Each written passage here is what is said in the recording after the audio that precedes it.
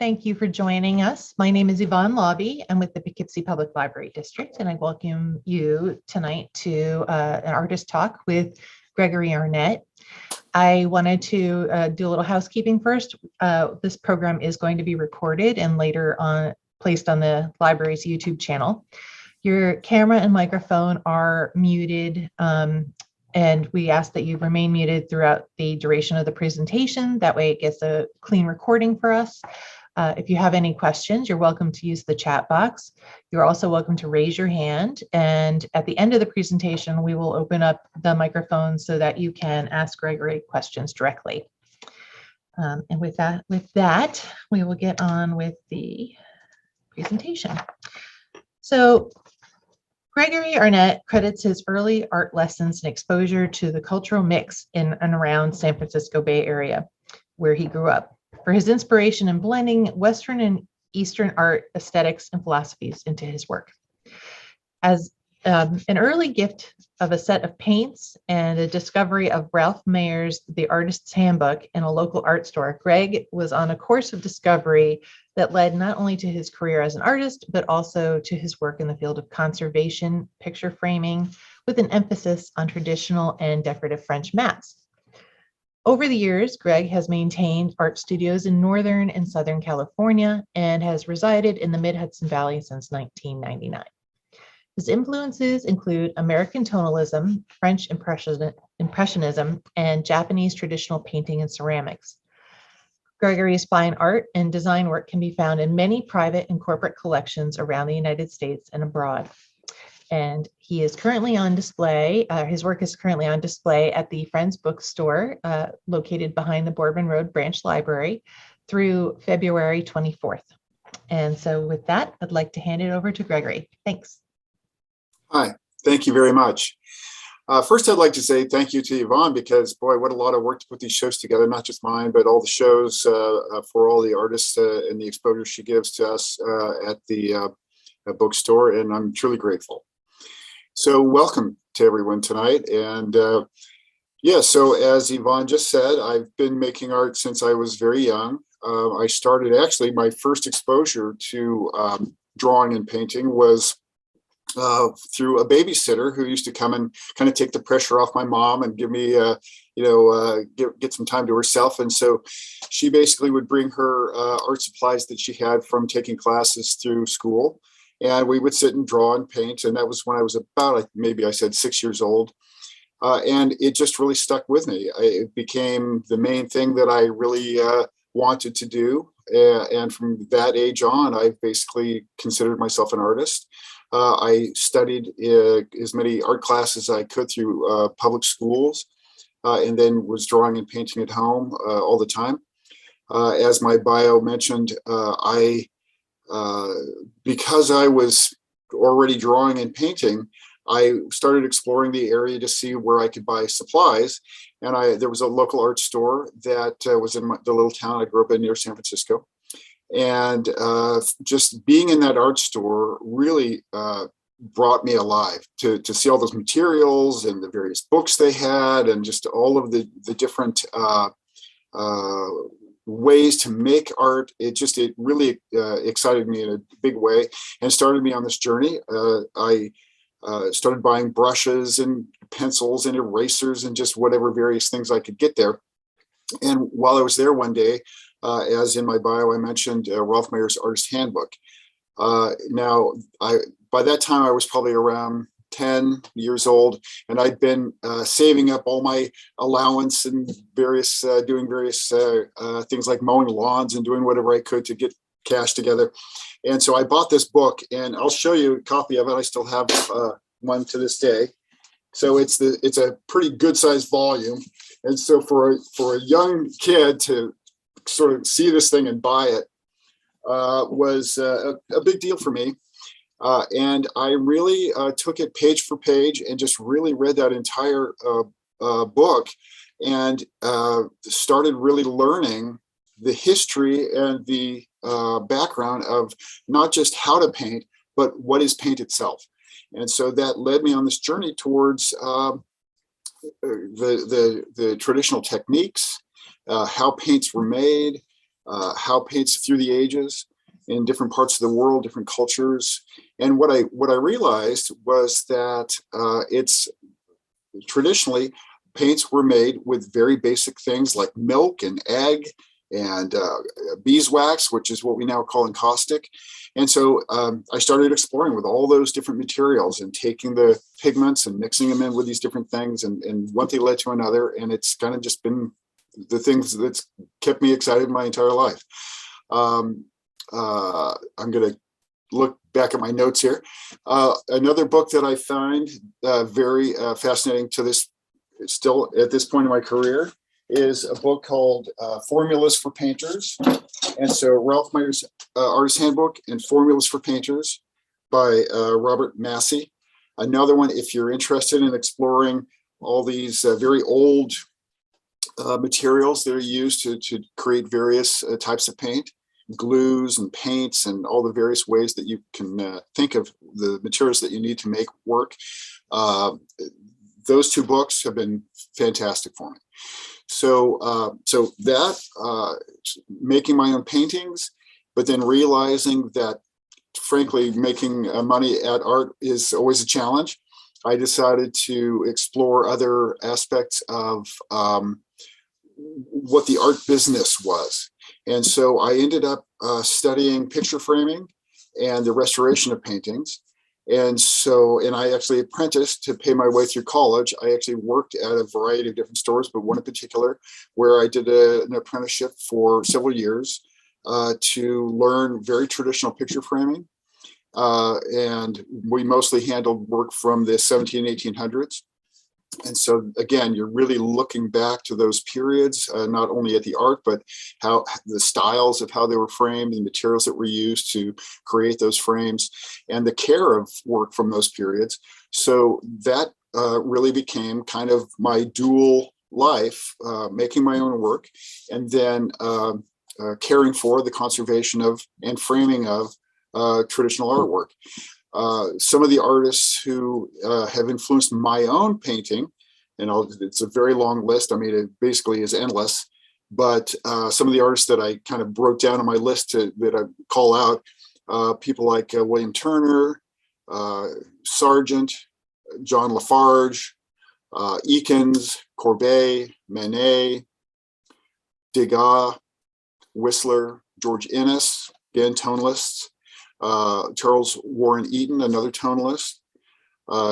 Dwight William Tryon, which again, an American tonalist. John Twachman. And then there's some artists that were from the New Hope, Pennsylvania area, such as Edward Redfield, Daniel Garber, Walter Schofield, and then a person who's kind of more considered a West Coast artist, Edgar Payne, also very knowledgeable man, a lot of work to do with composition and color theory.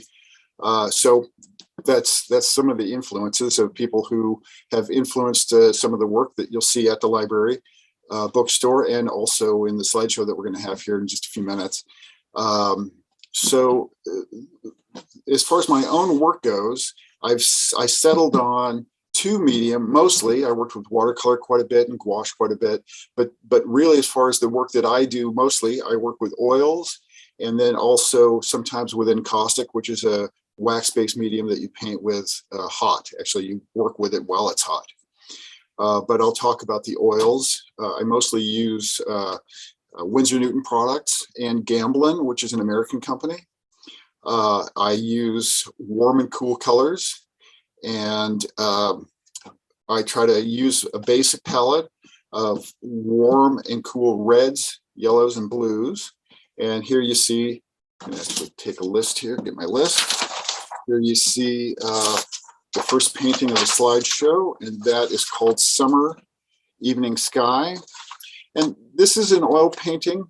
I usually, just since I'm thinking of it, I generally work on panel. And the reason I do that is, again, from the studies I've done over the years, my own personal way of working, I like the firmness of the panel rather than the bounciness of canvas when there's nothing behind it. So in this case, I've combined those two things. I've taken a piece of canvas and I've mounted it to board, so I have a rigid surface to work on.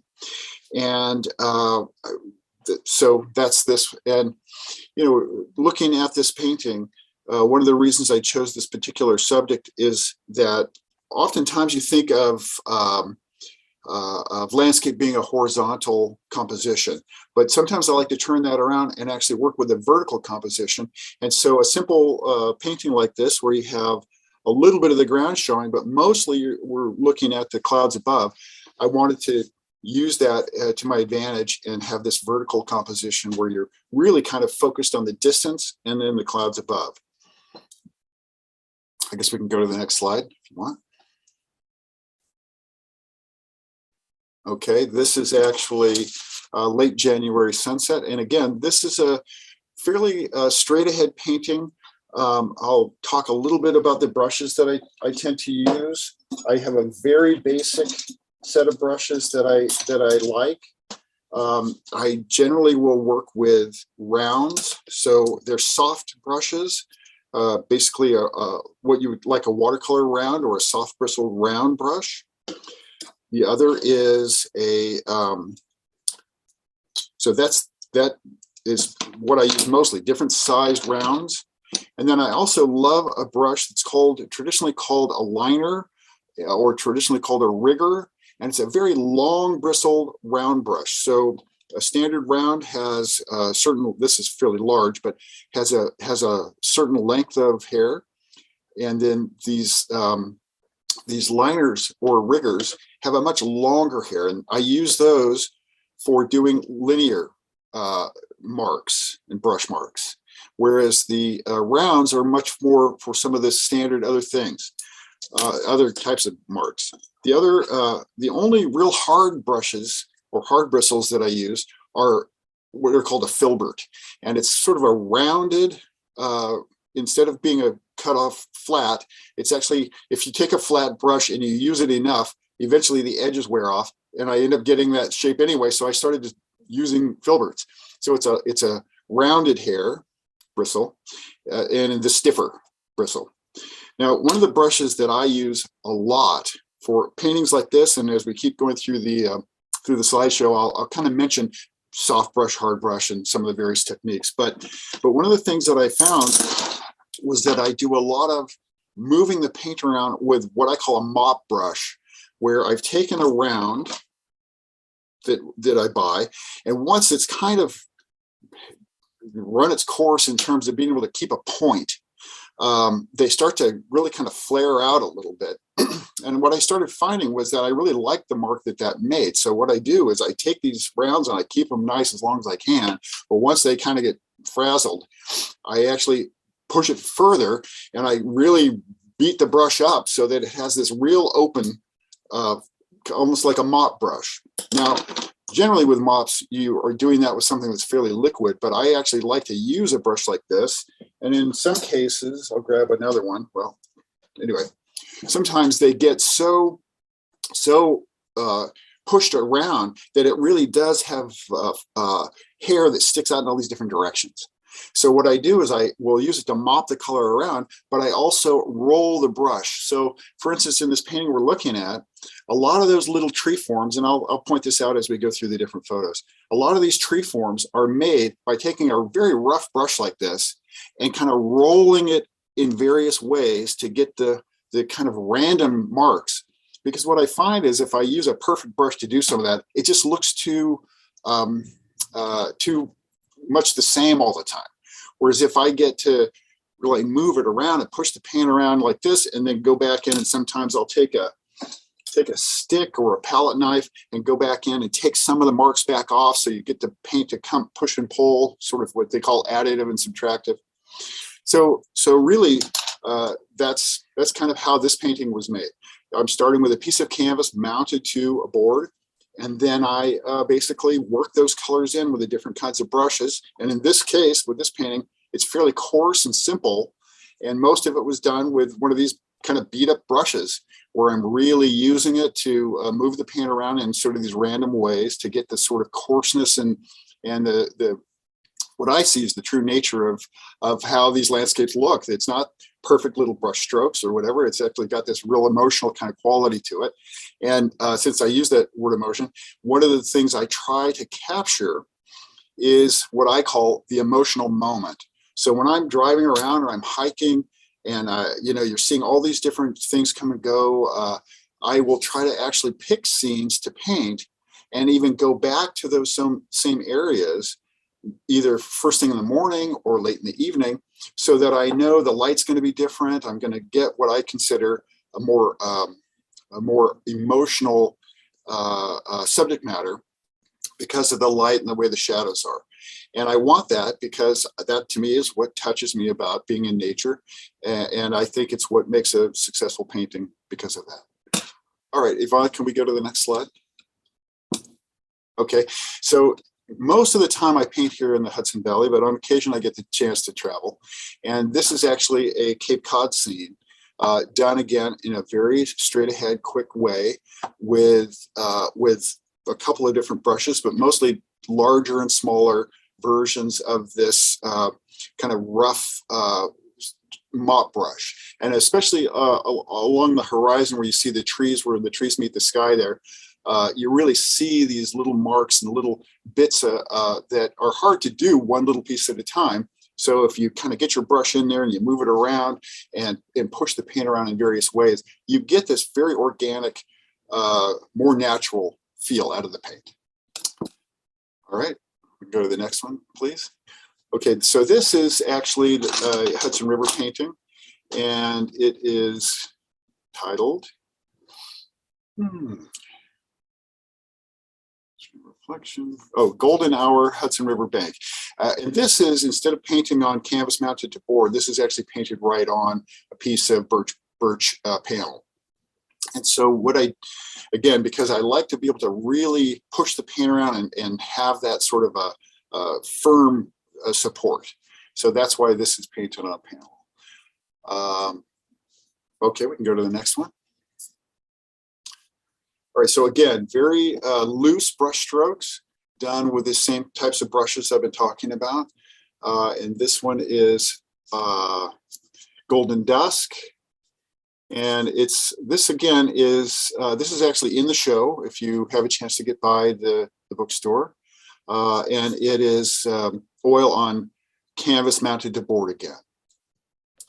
Gregory, would you also give a sense of the size of your pieces? Yes, this one's actually, while we're talking about size, I do some larger paintings, and you'll see some of the sort of medium to large paintings in the show at the bookstore, but I really love working small, sort of more personal size. So this is about a 10-inch by 10-inch or so painting. So anywhere from about 8 by 10 up to let's say 18 by 20 is my favorite range. I'll do bigger paintings, but they take a really long time to produce.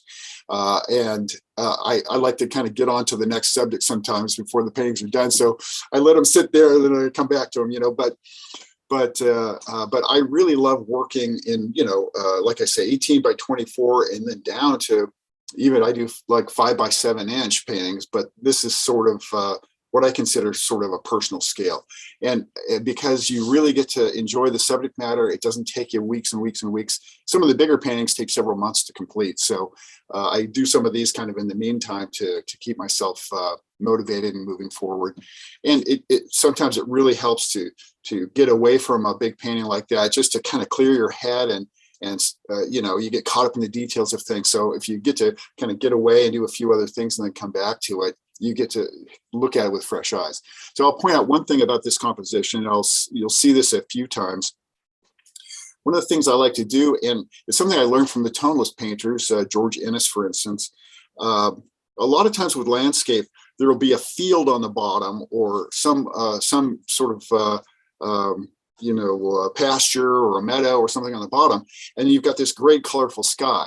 And so one of the things that I learned from looking at the work of tonalists and other people too, but they're specifically that where in these beautiful evenings or mornings, you've got all this great color in the sky. And so they would also use a pond or a little stream or something like that to bring that color from the top of the composition down into the bottom of the composition. So you really get this full range of color, and it brings your eye into the painting in two different ways, rather than just having all this excitement at the top with all that great, sunset colors and so on. This type of composition, you'll see me do this quite a bit. You get to either do it in a horizontal way. This happens to be a square, or sometimes you really get to explore that with pushing the vertical and have all that big sky, and then you have this beautiful whatever water or reflected light down on the bottom half too. All right, so let's go to the next one. All right, so very simple composition here, and this is what I was talking about before. This, where the sky has all of that great activity, and it's nice to have a calm area on the bottom that kind of really brings your eye into where the moon is in this. But you'll see a lot of times painters will flip that over and they'll have the sky down on the bottom on some water too. So it's one of the things that I like to do. This little painting, again, about a 10 by 10. I get so much, I have this on my website and I had it on my Etsy store, and I got so much feedback about this. I think moons, people love sunsets, and so the moons and sometimes sunrises too. I can't paint enough of them, to be honest with you. It's one of those subject matters that everybody seems to really love. All right, we can go on to the next one. So we use this painting as the advertisement for the show, and it's in the show, and it's one of the larger paintings in the show. So if you get a chance again to go see it, you'll really see how many brush strokes and the way the colors work in this. And this is unusual because generally I paint in the very early mornings, or it's the subject matters that I paint, the nature scenes that I paint are either very early in the morning or very right at dusk, at the very end of the day. This one, and so I guess the point I'm making is that generally I don't paint in the middle of the day that much, or I don't choose subject matter in the middle of a sunny day, because if you're just out in a pasture or wherever, the light, unless you've got some really great clouds, the light tends to flatten everything when the sun's directly overhead. But the one way I get around that is if I'm on a really wonderful hike and I get a chance to be in an area like this where you're in the shade. So the light's coming through the trees, and then this was also, of course, where there's a stream running through. You get that advantage of having that bold light that lights up all the leaves, and then that reflects on the water below. So you get these great colors because of the same thing that I'm saying. If I'm standing out in an open area, is not going to work for me. So I try to use the different times of day to my advantage, so that I'm not just always first thing in the morning and out in the evening. I still get to be using these middle of the day subjects. Anyway, this one's called Autumn Stream Reflection, and it's an oil on panel. And like I say, this is a little bit larger format. I can't remember exactly. I think it's 24 by 30 or 20 by somewhere in there. So for me, that's a little bit bigger painting. So we can go on to the next one. All right, so this is, everybody loves the autumn or the spring ones. This is a winter painting, and some people, it's just not their thing, and other people, they love winter painting. So I really like to try to capture scenes from all the four seasons.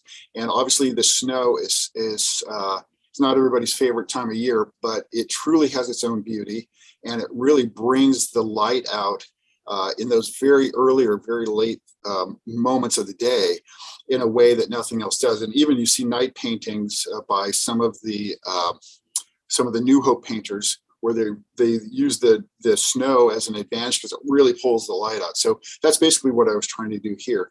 A lot of these scenes, I didn't mention it before, but I love to hike around into exotic places and find these really fun nature scenes that are kind of hard to get to. But a lot of the scenes that I paint are just really kind of down the road from my house, or on that place you drive, on your way to work or back, or wherever, just in your sort of normal daily life. And the advantage I find for that is that you see those scenes so many times throughout the year, and you see them change so dramatically from spring to summer, fall, and winter. So the exact same spot can be, so many different, you have this emotional response to so many different seasons, times a year, because they truly are different. One of the other things that that I like about this is that it's very simple, and yet the color gives it this extra sort of visual appeal. So you don't necessarily want to be out there when it's 20 degrees, but as a painting and as a sort of an emotional moment, I really enjoy doing this one.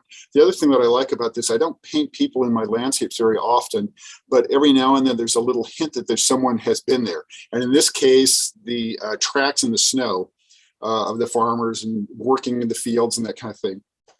And the little pieces of the corn stalks still poking out of the snow. To me, that was, again, it sort of adds that little bit of a human element to it. All right, we can go on to the next one. All right, so this is some of the paintings that were earlier in the slideshow are very close in. And some of them almost are so close in that they become almost like a portrait of a tree or a portrait of whatever element of things that I'm looking at that I really find appealing. But sometimes a long vista like this, when you see this painting on the wall, in other paintings like it, where you really have these layers of the landscape going back and then the sky coming across the top, it has its own appeal. These remind me of the sort of grand old Hudson Valley paintings from the really early painters that made the Hudson Valley famous. And that's what I try to do sometimes. The other thing about the Hudson Valley that has really stood out for me is not just the trees and the general nature that we see here, but the stone. And it's very unique to certain parts of the United States, these giant stone outcroppings. And this happens to be the Shawangunk Ridge, which in Minnewaska State Park is there. And so this one's called Looking Towards the Catskills, which is off in the distance from the Shawangunk Ridge. And this is actually the largest painting I've done lately.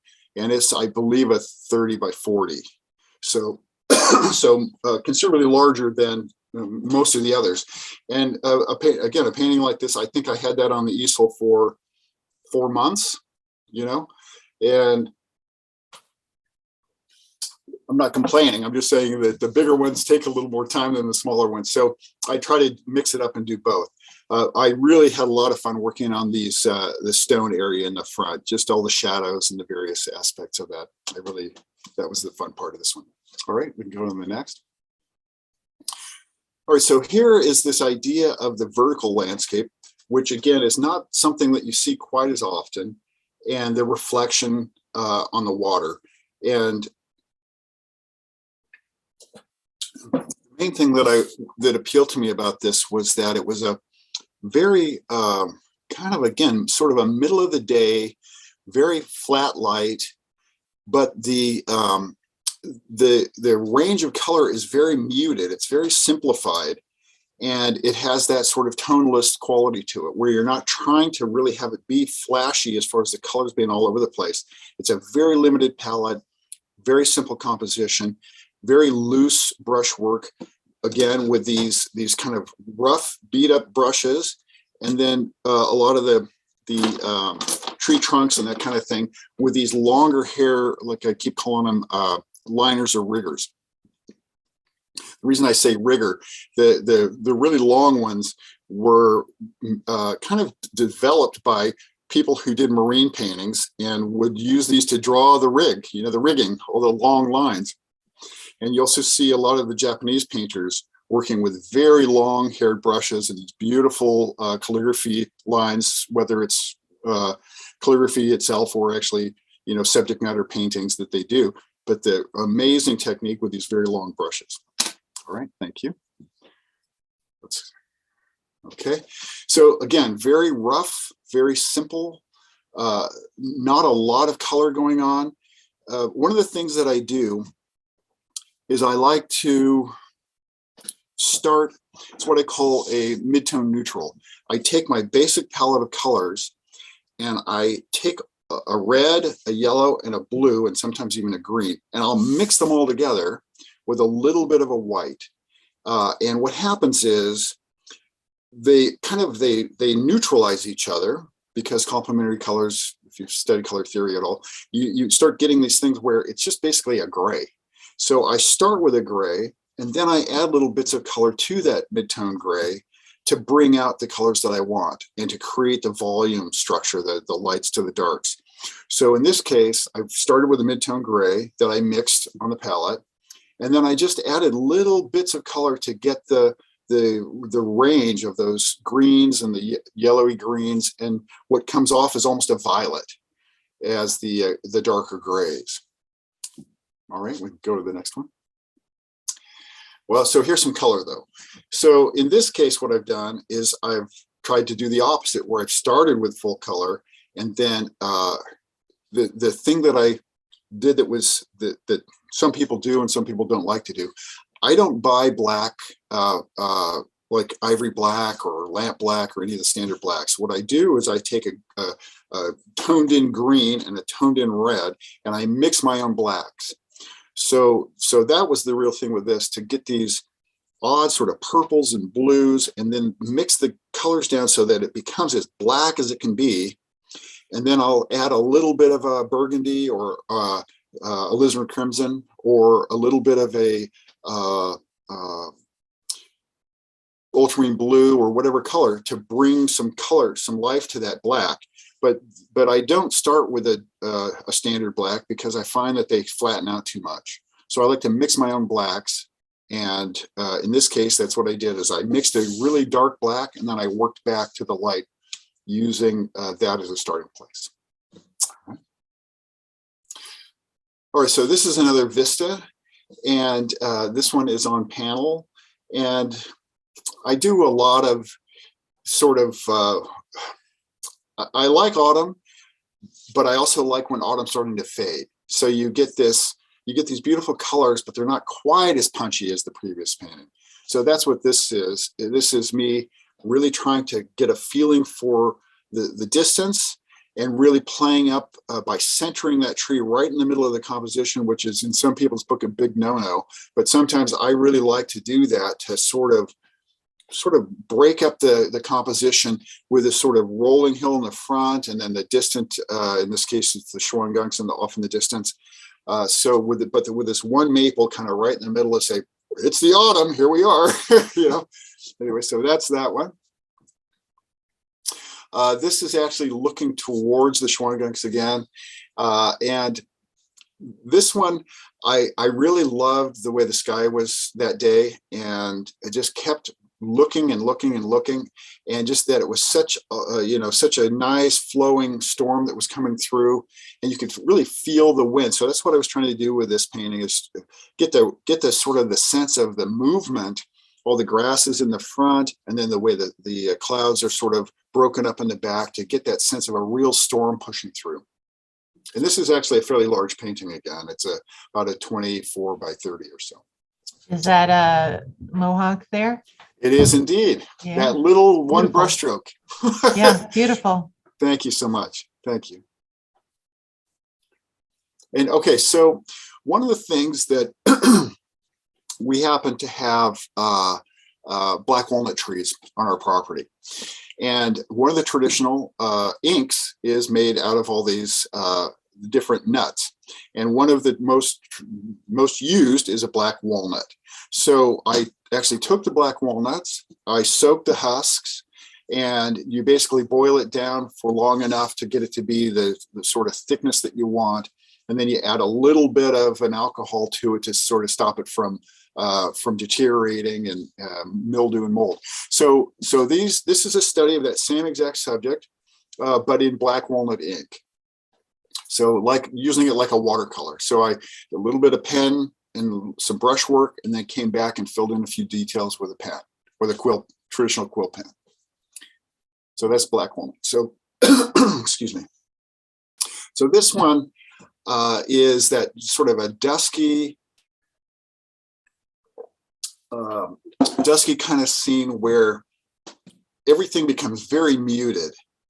And what I wanted with this is to have it be soft, but still feel the sort of coarseness and really energy and power of the stone. And again, the Hudson Valley, we're so fortunate with this beautiful stone that we have here, and the blue stone and all the different types of stone throughout the East Coast, really. But we're very fortunate here because we have these beautiful stone outcroppings that you just don't see in other parts of the country. So I try to really, when I'm hiking and I get this certain composition that I see it, and I just really try to stand there and really take it in and go, okay, well, what is it about this? And for me, it was the kind of diagonal flow of the composition, but also really the combination of the tree standing firm in the middle of the composition with the stone. And so that idea of a tree kind of growing out of stone, I use it in a few of the different paintings, and we've already had a couple, but you see it again. All right, thank you. All right, so this is again a black walnut study that I did of that same scene, and it's a little closer up, but basically that's the same idea with the stone and the tree standing firm in the middle. And I really love the making paint from scratch. And so to be able to make my own black walnut ink and use it in this way has been really a joy. Trust me, it only takes a few walnuts. So if you want to try this yourself, it's very easy. You can see there's recipes online. Very easy. You just throw them in a bucket basically and soak them and heat them up. And then you basically within a few hours, you have this kind of inky quality substance that you can then thin out to the way you want to use it. And I always, like I say, I add a little bit of alcohol to it to stop it from going bad. Anyway, that's that one. Do these paintings, these watercolors with the walnut ink, do they precede the painting? Are these the studies, or these are treated separately? Generally, if I do something like this, I don't always do studies because sometimes it just works out that I can just sort of jump right into something. I already know what I want to do. But this is a fairly complex composition with all the different lines and the way the stone versus the wood is. So sometimes just to kind of get myself in a groove with how that's going to work, I'll either do a drawing with, say, graphite or charcoal, and sometimes I'll use watercolor pencils to draw and paint together because they dissolve. And I had this black walnut ink, and I thought, I want to kind of work out some of the details of how this is going to work for me. So I did this, and I did 4 of these. I did 4 walnut studies, and then I eventually ended up having paintings of those same subjects. But it's a nice way you can treat it as a standalone thing. If you do watercolor, you like gouache or whatever, any of these ink paintings are kind of just in that same realm of how you do them. So you can treat that as its own finished art form. And I frame these up and I treat them just like they're a finished piece like anything else. But they happen to be, in my case, a study for the bigger painting. Thank you. So this is, again, this idea of the sky reflected on the water. And it's a way of working in the subject matter that the tonalists and a lot of other people were very famous for. The Impressionists as well. The thing that this painting reminds me of, I did several studies of this and various things, some oil pastels and some various different studies. And then I did some smaller oil paintings of this. And then this is actually the bigger oil painting. And again, for me, big is not giant. Some people work like huge, but this is, for me, a fairly big painting. One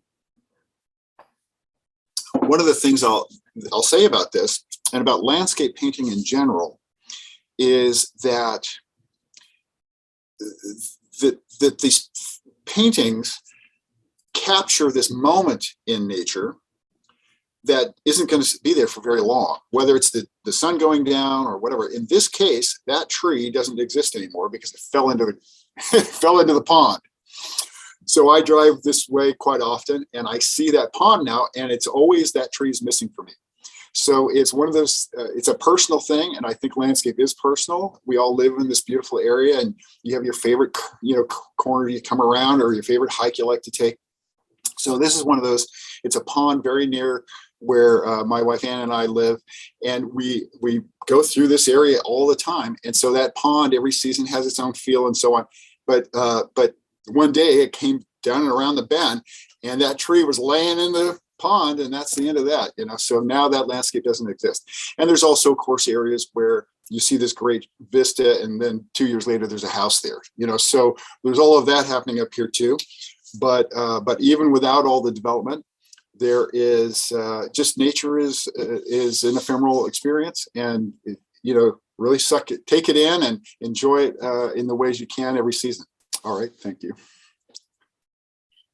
This is kind of in the middle. This is very close to that other stone and tree painting in Minnewaska. And the thing about this that stands out, A, it's a vertical, and B, this is encaustic, which is something I just mentioned before. And it's a very ancient paint. It goes back to the Greeks. And you can, if you're ever at the Met, you can see funereal portraits that are still in great shape that they have on display there, made with encaustic, which is basically beeswax and a hardener. And a lot of people would use Damar, but it's different people have done different things over the years. But the idea is that you're using beeswax and pigment, which is where the color comes from, and then sometimes a hardener, so that it has a little more body and hardness than the beeswax would by itself. And the trick with this, and the beauty of it, is that you actually work with it hot. So you heat your brushes up a little, and you have the paint on a hot palette, like something very simple as like a griddle, a pancake griddle, or something with a hot plate underneath it. And you heat those colors up, and you get your brush in there and apply it in the most simplified way. You can apply it, and then as soon as those brush strokes cool down, they're fundamentally dry, so to speak. They take longer to actually harden up completely, but ultimately within minutes, you can go back in and rework this again, whereas oils and some other types of paint, you still have to kind of give it some time. So what I like to do is I work very quickly with this, and then I will take a stick or a brush handle that's been carved down, or anything like that, a needle, etching needle, anything you've got, and you can incise lines or do sgraffito work back into the paint to give it a little more texture. And then you can go or scrape it off, or do a lot of things. People collage with encaustic. They do all kinds of. It's an amazingly broad medium. You can use it in a lot of different ways. So what I like to do, though, is just straight ahead painting like this. I get the colors, I mix the basic colors that I want to use, I heat them all up, paint it in, maybe have a drawing first so I can kind of see where I'm going, or just lay it right in there. And you, generally speaking, work on board because you need something rigid. Otherwise, the wax will want to crack over time. So that's where I started working on board, actually, was working with encaustic, and it kind of pushed over into me working on board with oils as well. So that's the idea with this. It's encaustic. It's got its own character to it. Very textural if you want it to be. It can be very translucent if you use more wax than color, so on and so forth. Very versatile. I highly recommend it to anybody. And we're very fortunate here in Kingston because R&F Handmade Painting is kind of right down the street in Midtown. So or you can buy it online, of course, but they have a great setup there. So I always recommend people go and look, and they have classes they give and all the other stuff. It's a great resource for us here in the Hudson Valley. So this is an oil painting again, the vertical composition. Winter, not everybody's favorite, but I really love it. And as I was saying about fall, when fall's kind of heading to winter and you get these in-between seasons, I also really love this part of winter when finally things are starting to thaw and you are seeing, that little glimmer of hope that springs on its way.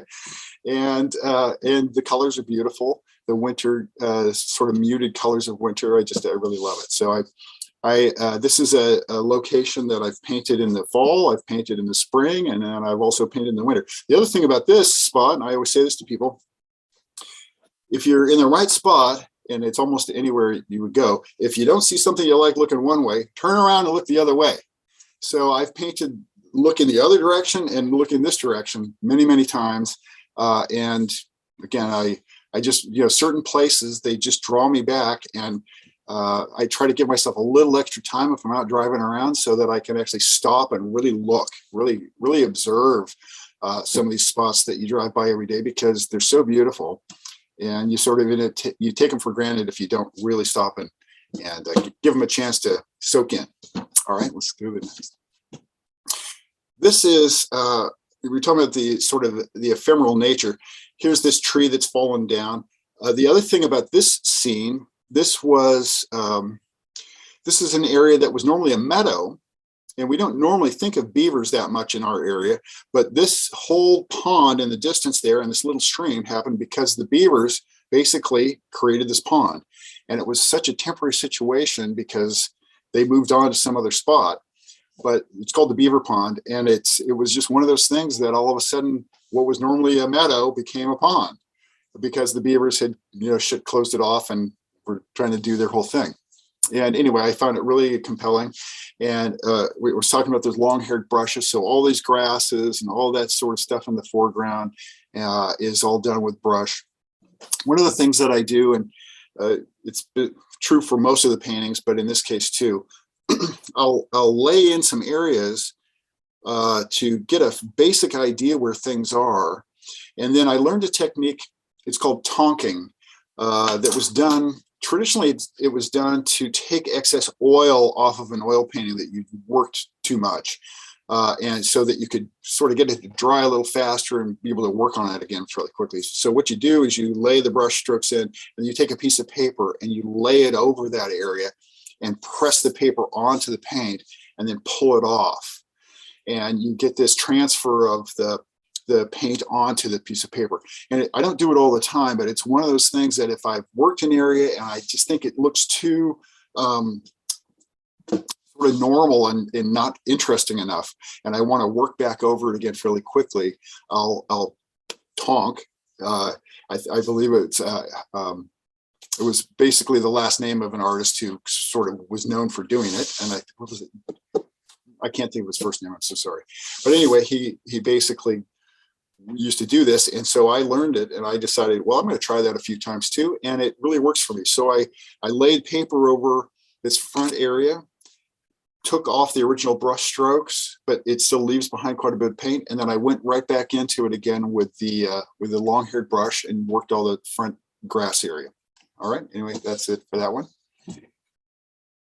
This is very abstract and again, very loosely done, very neutral colors with a little bit of the mixed blacks.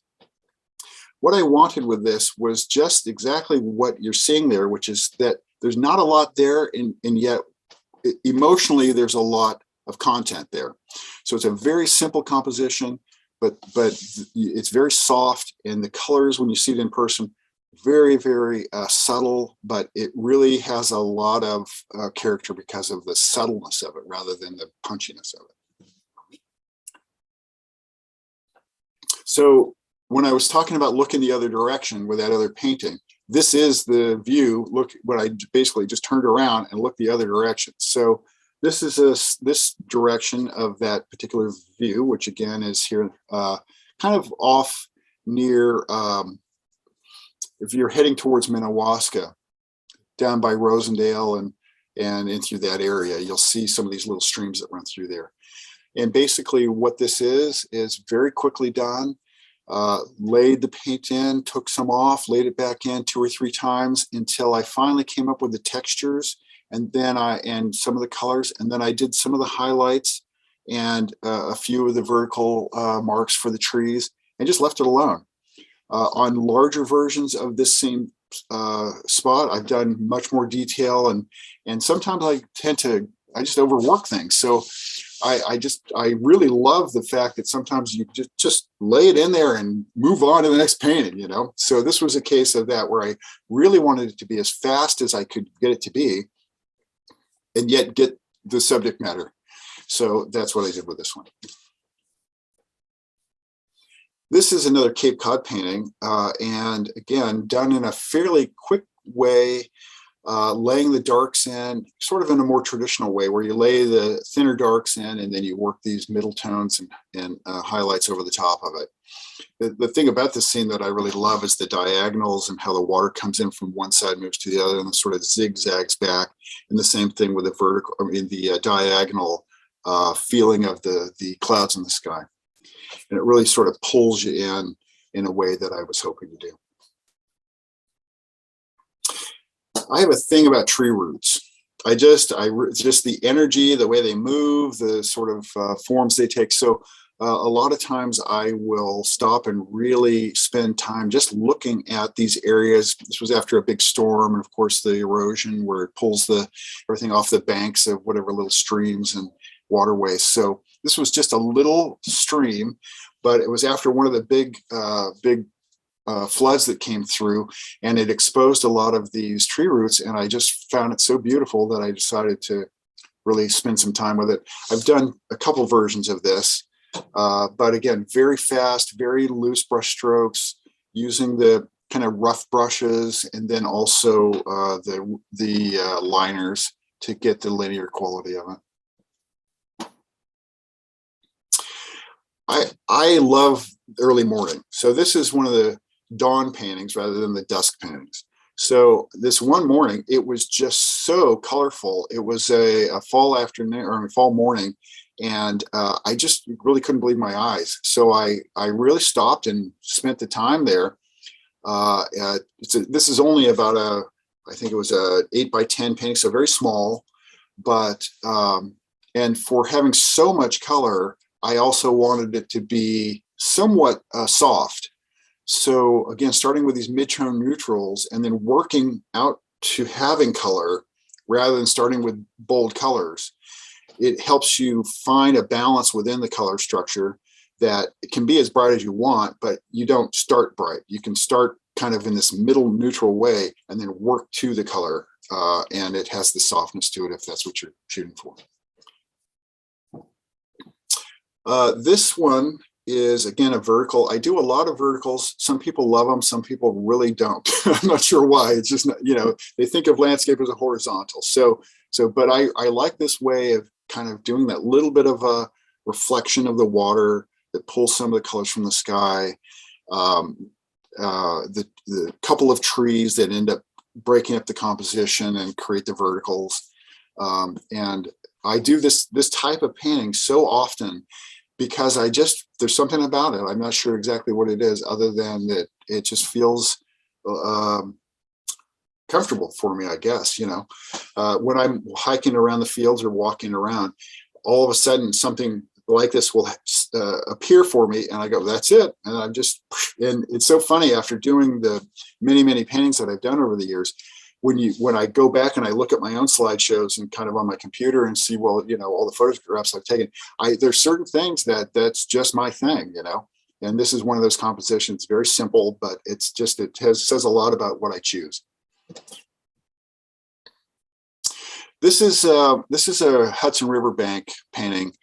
And the idea with this was that those colors in the sky were amazing, but they were even more amazing when they were reflected on the water. So I pushed the horizon line way to the top, so I would mostly be focused on the kind of turbulent sky, but reflected on the water. And then also these very rough, I keep using the word simple, but it takes a few layers to get this kind of texture that you see in the trees and the bank. To get that to really have some energy, but so you put it on, I take it off, I put it on, I take it off a few times, and then I scratch back into it to get some of those areas to have some energy, and then just leave it alone. But so that was the idea with this, to push the horizon line way up top, take that amazing sky, but what it was doing on the water, and have that be the subject. And I believe this is the last one. And this is kind of the same idea, the sky and the reflection on the water.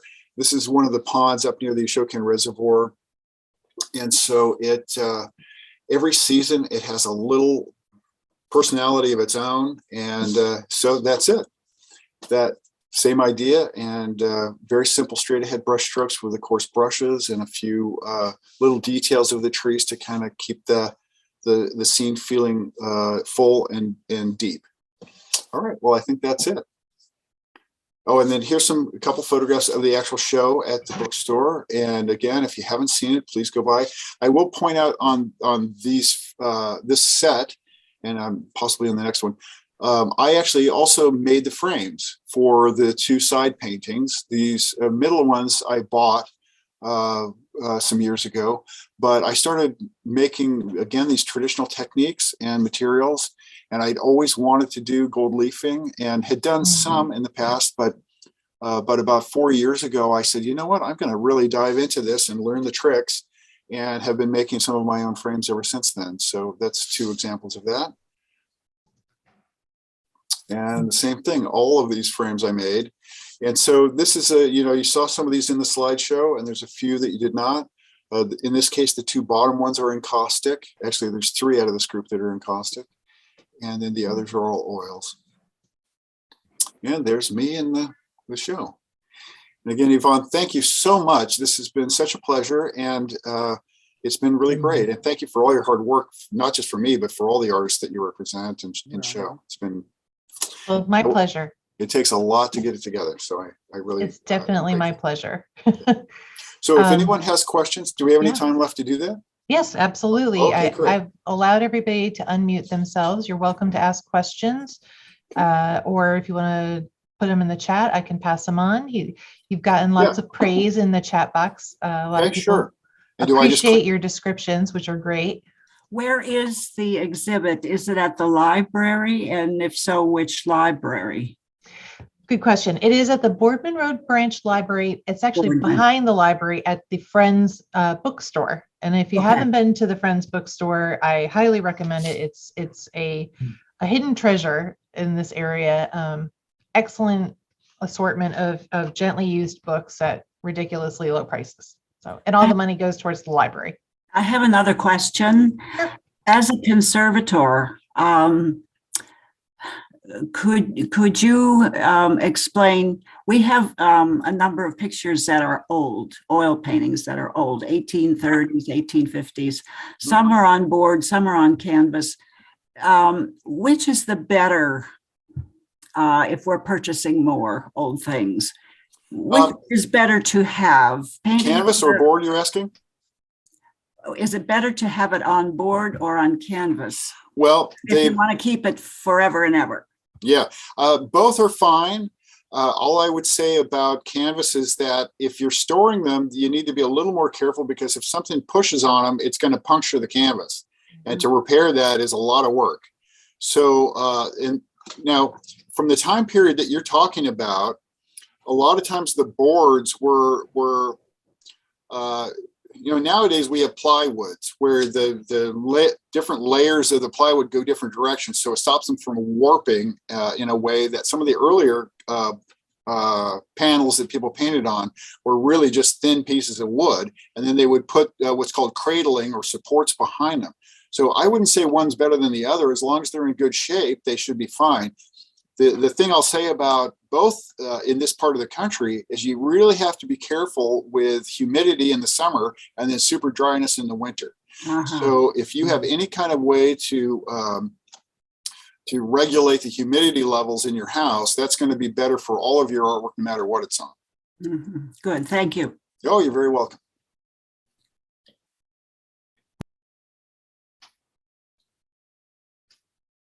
So for the chat, I just click on the chat at the bottom. Yep, you can see the chat bubble.